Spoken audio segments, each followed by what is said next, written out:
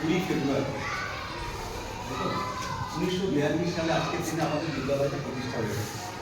আমাদের বিদ্যালয় 1942 সালে, কত বছর আগে, তাই না?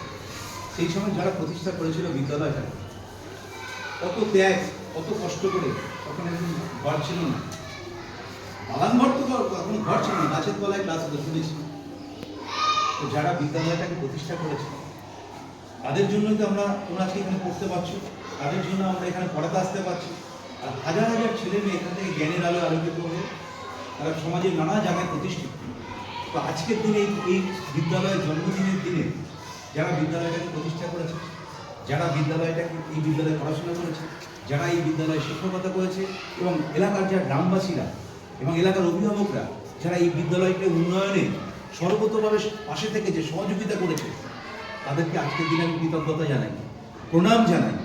তারা যে যেখানে আছে ভালো থাকুক, সবাই ভালো থাকুক, তোমরাও ভালো থাকো, তোমরাও আগামী দিনে বিদ্যালয়ের সুনাম যাতে অক্ষুণ্ণ থাকে সেই হিসেবে তোমরা সবাই সচেষ্ট হবে। ঠিক আছে, ভালো থাকবে। আজকে বিদ্যালয়ের জন্মদিন, তোমাদের সকলকে শুভেচ্ছা জানাই বিদ্যালয়ের জন্মদিন।